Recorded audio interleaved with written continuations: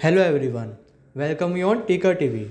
માર્કેટની વાત કરીએ તો બીએસસી સેન્સેક્સ સ્પોટ ક્લોઝ થયું છે 74,244 પર 3 પોઈન્ટ્સના ઘટાડા સાથે. નિફ્ટી 50 સ્પોટ ક્લોઝ થયું છે 22,519 પર 5 પોઈન્ટ્સના વધારા સાથે.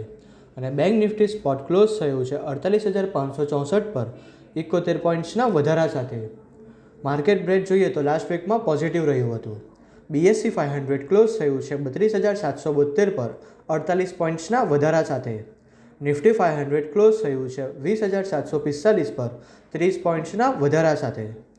નેક્સ્ટ આપણે જઈએ ટોપ ગેઇનર અને લૂઝર ઇન્ડેક્સ પર.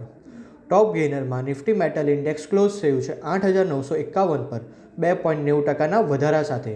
જ્યારે ટોપ લૂઝરમાં નિફ્ટી ફાર્મા ઇન્ડેક્સ ક્લોઝ થયું છે 18,788 પર 1.94%ના ઘટાડા સાથે.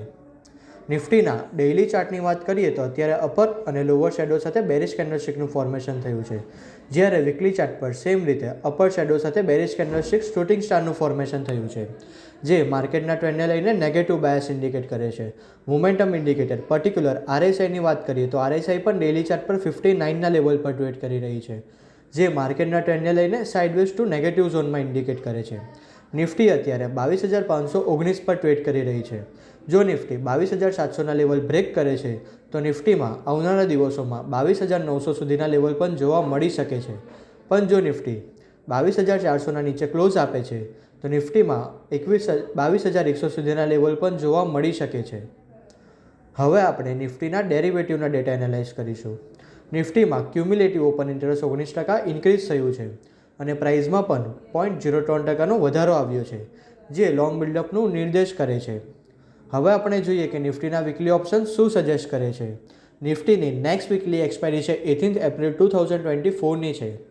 એમાં હાઈએસ્ટ ઓપન ઇન્ટરેસ્ટ કોલ સાઇટમાં 22,700ની સ્ટ્રાઇક પર 1,66,559 લોટની સાથે થયું છે અને હાઈએસ્ટ ઓપન ઇન્ટરેસ્ટ પુટ સાઇડમાં 22,200ની સ્ટ્રાઇક પર 1,12,554 લોટની સાથે થયું છે.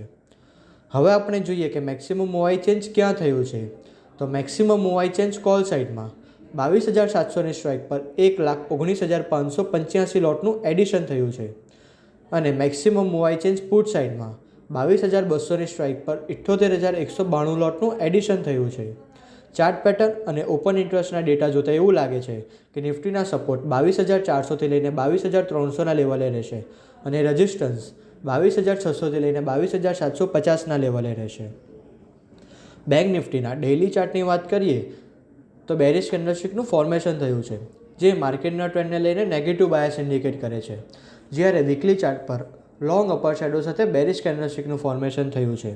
મોમેન્ટમ ઇન્ડિકેટર આરએસઆઈની વાત કરીએ તો ડેઇલી ચાર્ટ પર 65ના લેવલ પર ટ્રેડ કરી રહી છે, જે એક માર્કેટના ટ્રેન્ડને લઈને પોઝિટિવ ટ્રેન્ડનું ઇન્ડિકેટ કરે છે.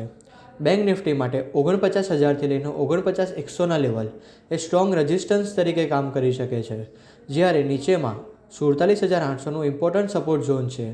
અત્યારે બેંક નિફ્ટીમાં બાય ઓન ડિપ્સની સ્ટ્રેટેજી અપનાવવી જોઈએ. હવે આપણે બેંક નિફ્ટીમાં ઓપન ઇન્ટરેસ્ટના ડેટા એનાલાઇઝ કરીશું. બેંક નિફ્ટીમાં ક્યુમ્યુલેટિવ ઓપન ઇન્ટરેસ્ટ 3% ડિક્રીઝ થયું છે અને પ્રાઇઝમાં પણ 0.15%નો વધારો આવ્યો છે, જે શોર્ટ કવરિંગનું નિર્દેશ કરે છે. હવે આપણે જોઈએ કે બેંક નિફ્ટીના વીકલી ઓપ્શન શું સજેસ્ટ કરે છે. બેંક નિફ્ટીની નેક્સ્ટ વીકલી એક્સપાયરી છે 16 એપ્રિલ 2024ની છે.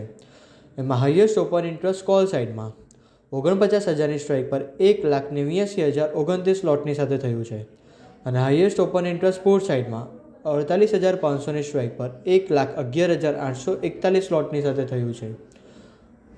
હવે આપણે જોઈએ કે મેક્સિમમ ઓપન ઇન્ટરેસ્ટ ચેન્જ ક્યાં થયું છે. તો maximum open interest change call સાઇડમાં 48,800ની સ્ટ્રાઇક પર 1,01,435 લોટનું એડિશન થયું છે અને maximum open interest change put સાઇડમાં 48,000ની સ્ટ્રાઇક પર 50,877 લોટનું સબસ્ટ્રેક્શન થયું છે.